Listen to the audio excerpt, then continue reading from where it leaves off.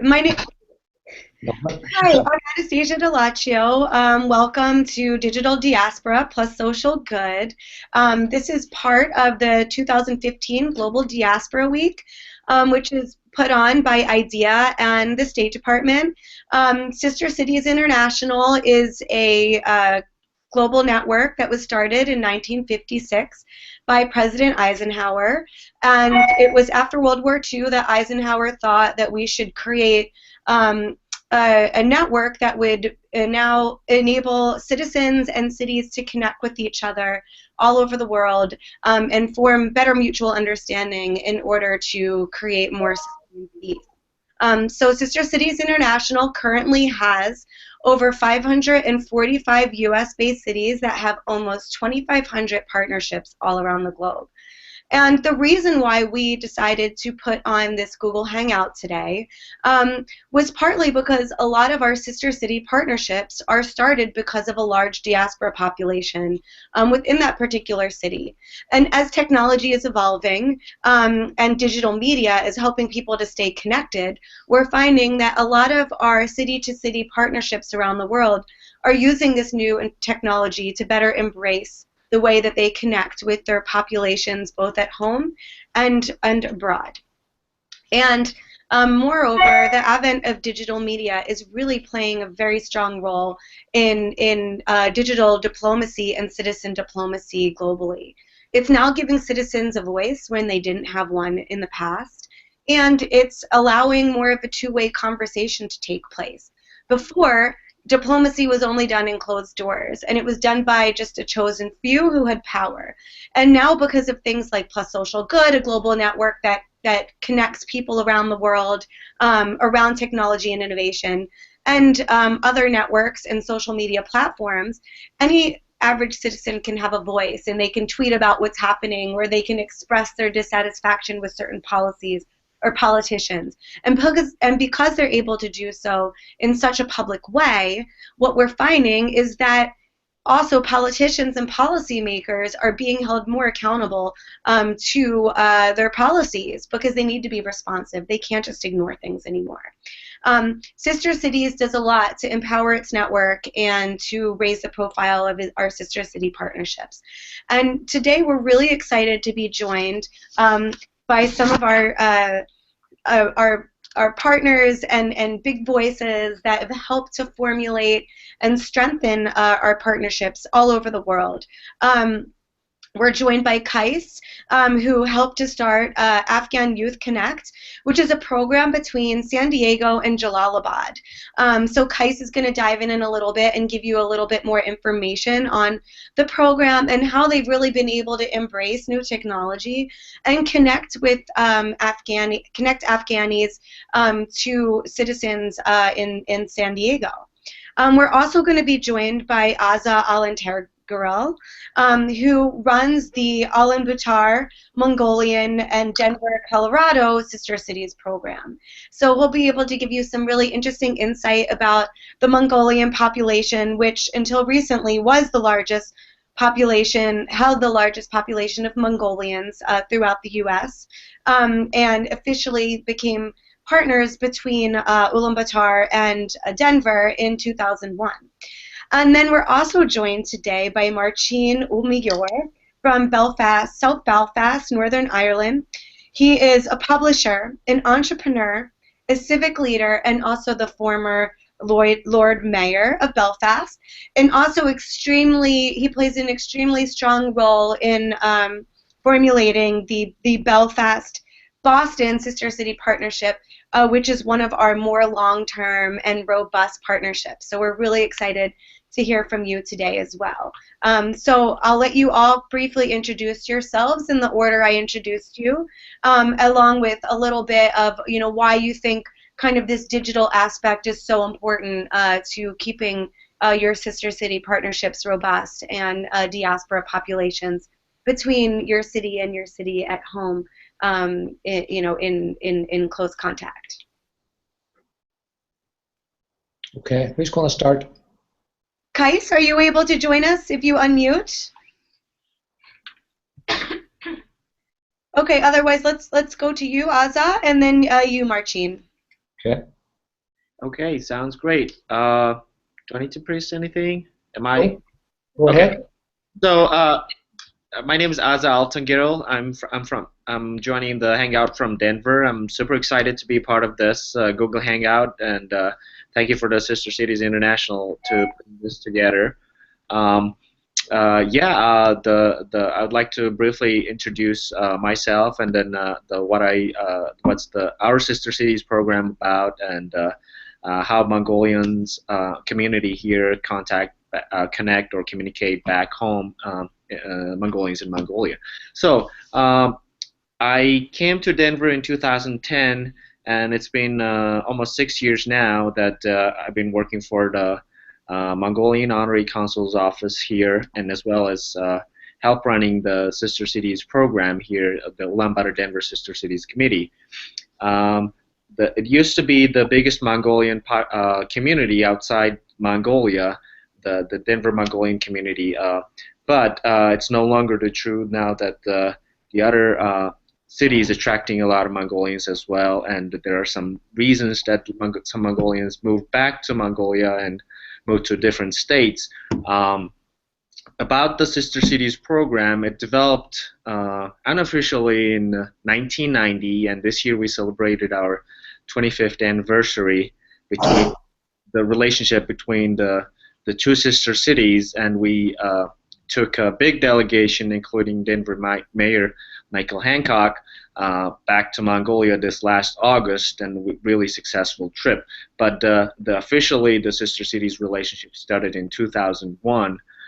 By the two mayors signed the agreement between the two cities, and now the sister cities relationship became into a completely whole new another level, that the two cities are working together very closely, very actively.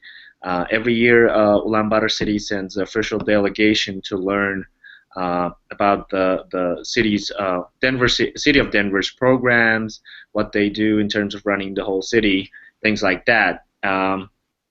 Right now, about the Mongolian community in Denver, as of now, we have an official count of about 1,200 Mongolians currently living in Denver, mostly family. And In terms of communicating back home, they use FaceTime now that almost everybody's started using the Apple products, and also through Facebook. I noticed that Facebook just recently came up with video chatting and additional to the texting and things like that. And now we have this incredible Google Hangout. Probably Mongolians use this too. I personally like to use FaceTime or a Facebook chatting system. My fiance used to live in Mongolia. Now that she joined here, about a week ago, she arrived in Denver. But before that, it was a long-distance relationship, and we used to use FaceTime a lot until our computers get really hot, like because of the battery and things like that. Yeah, this is the long story short about me and about the program and about the Mongolian community communicating back home. Back to you guys. Thank you so much. It's so exciting to learn, and I think that you keeping a relationship alive through technology is just a perfect example of how things evolved and have evolved and are still evolving. Marcin, I'd love to hear from you. Well, thank you, Aspire, and congratulations on persuading your fiance to come to America to join you. That's what we call a result. So well done. I'm fascinated to hear about Ulaanbaatar City, because the sister city relationship between Belfast and Boston is very different, in that the heart of that relationship is not people who have left Belfast in the last 20 years, 25 years, 100 years, but in fact it's really all of Irish America. So it's those who are of Irish American heritage, many who left this island 150, 160, 200 years ago, but who have held on to these ties of heritage and history, homeland, and have a great affinity with Ireland. And when we went to the great mayor of Boston, Mayor Marty Walsh, whose parents were born in Ireland. He was born in Boston. And we proposed this relationship. He was able to carry that to the council and to the city, not on the basis of the number of Belfast people who live in Boston, but on the basis of these ties of heritage and history which traverse the Atlantic.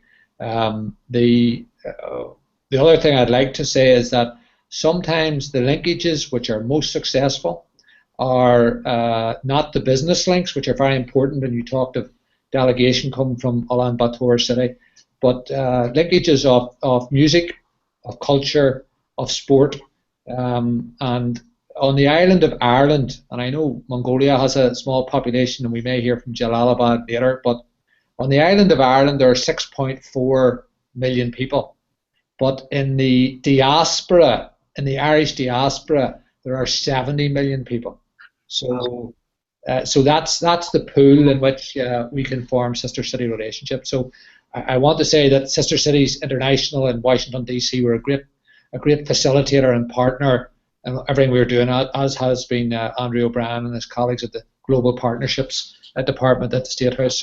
So great to be involved with this, and happy to spread or share any insights we might have on it. So thank you, Anastasia, for including me.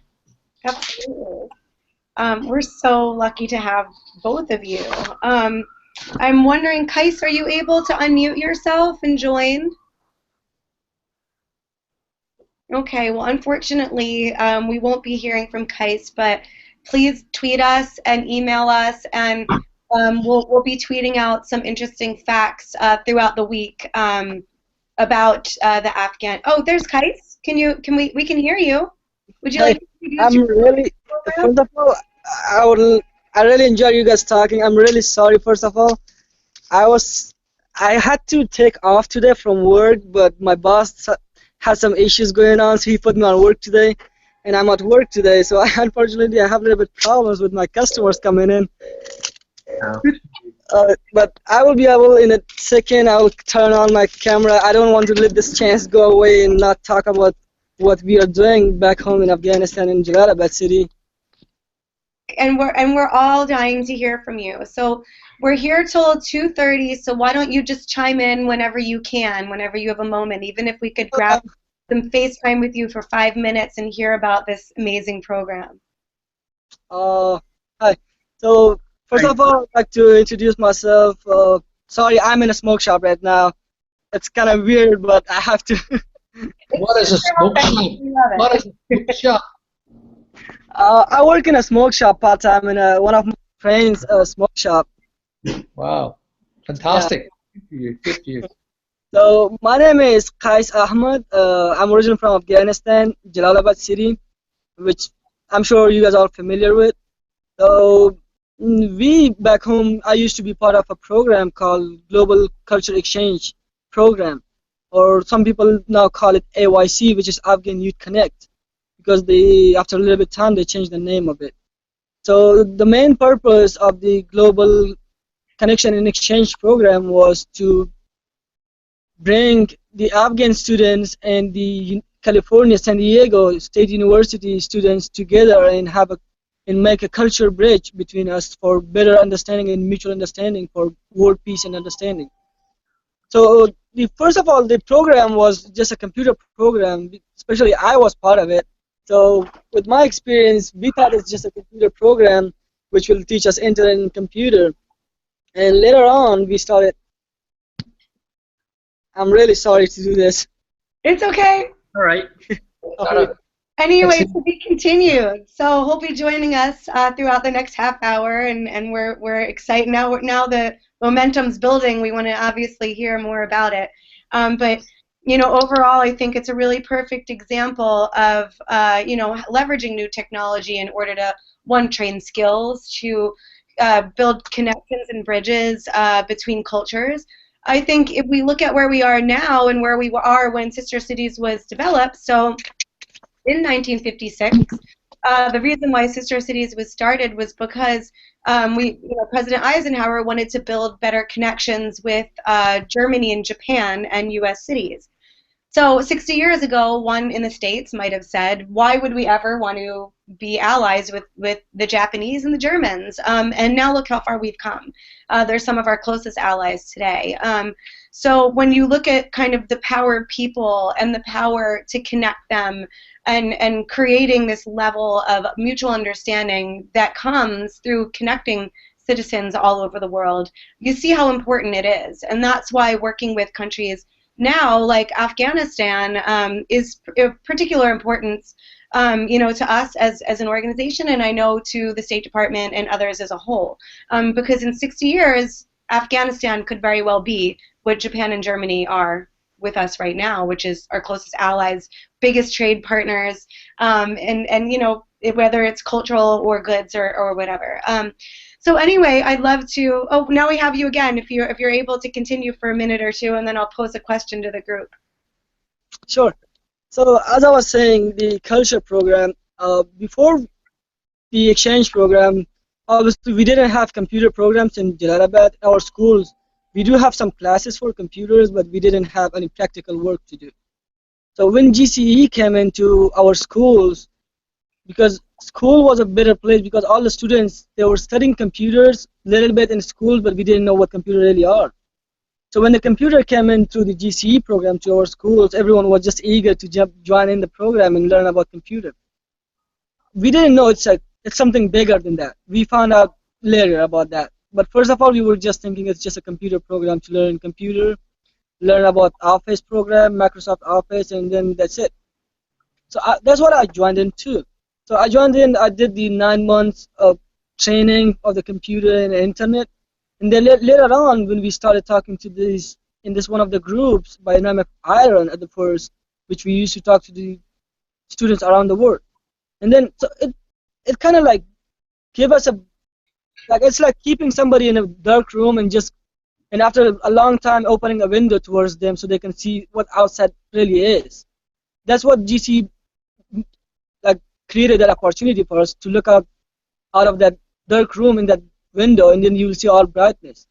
So we started talking to the students, and it helped us change our ideas about where the Western cultures are, not just the Western, but the entire world.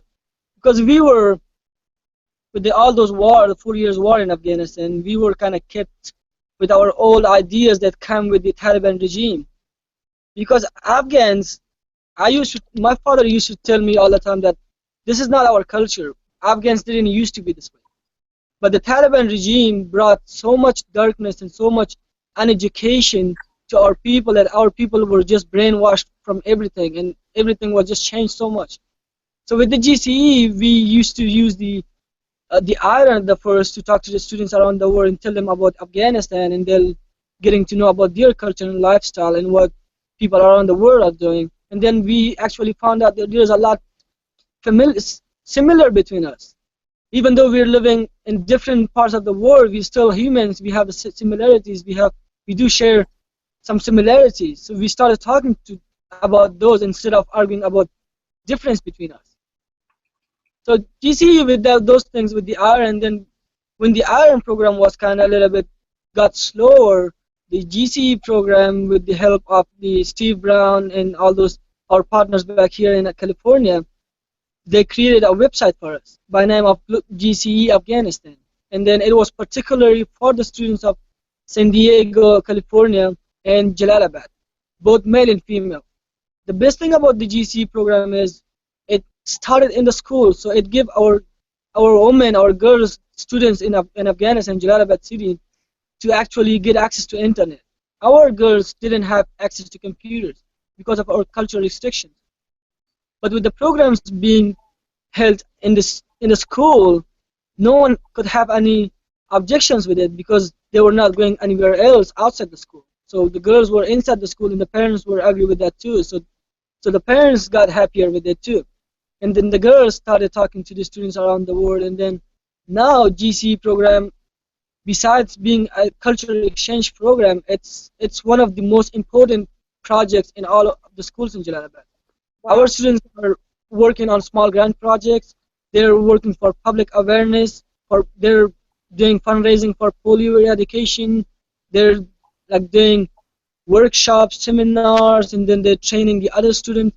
So from the using the computers and technology, our people have become more responsible. Our students have become more responsible. They have become more active in their school. Not even the schools, they have become more active back home, because in Afghanistan, as you all know, it's more of a culture country, and we are all more family orientated. All of the families are very big. So if one student joins in this lab, it's like you don't just train one student, you train the entire family. You train the entire, like, a big family with 20 or maybe 30 people in it. So this program brought a big change in our people, in our city, in our people, in our society, and we're very, very happy with this program, especially with also with the Sister Cities Foundation programs, such as those the Teen Teach, which was implemented in Jalalabad. I was part of it. I was at the crew, or the line producer, field producer over there. I did the documentary on the Teen Teach program, which was a Sister Cities Foundation program in Jalalabad city.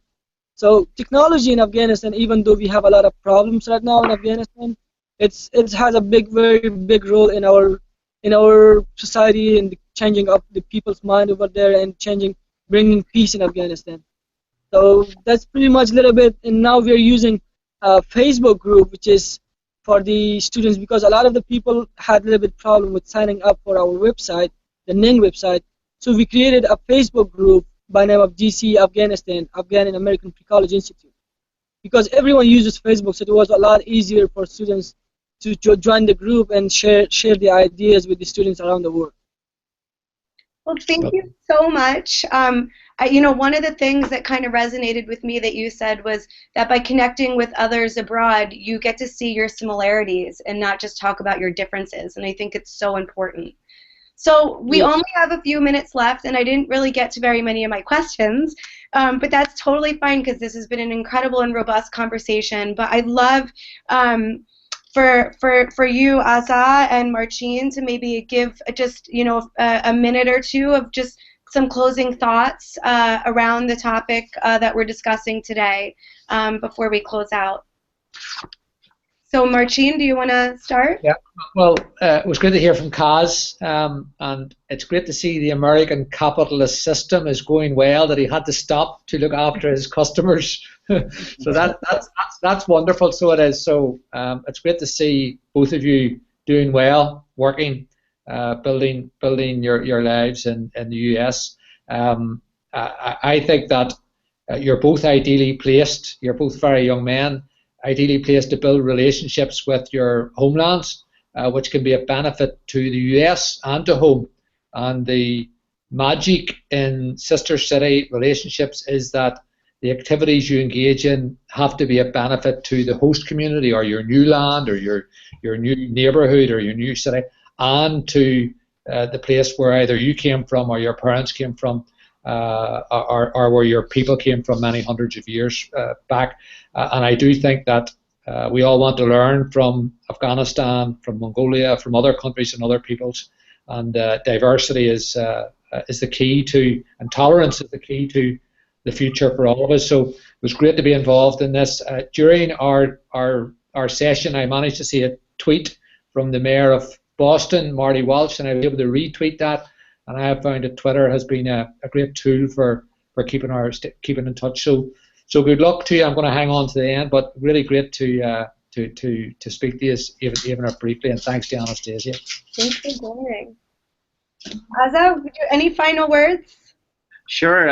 Well, first of all, thank you guys again for putting together this Google Hangout, and thank you, Martin and Kais, for joining us today and share your. I have glasses like you, as by I'm putting on my glasses, which are like yours. I like it. Yeah, and Sister City is all about the citizenship diplomacy. It's between the citizens and residents of the different cities. And even though we're half a world apart, that doesn't mean we're different. We're all the same, as Kais mentioned, and we help each other in any way possible. And that's how our Sister Cities program is successfully going forward. And in the closing, I think I should mention also that our two great programs, which one is the Luby Jenkins School Pairing Program, which won the 2014 Most Innovative Program from the Sister Cities International, up to the 5 million population city.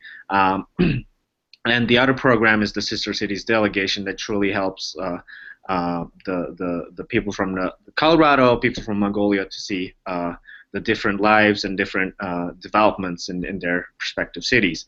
So again, thank you guys giving me the opportunity to join you and share our experience with you.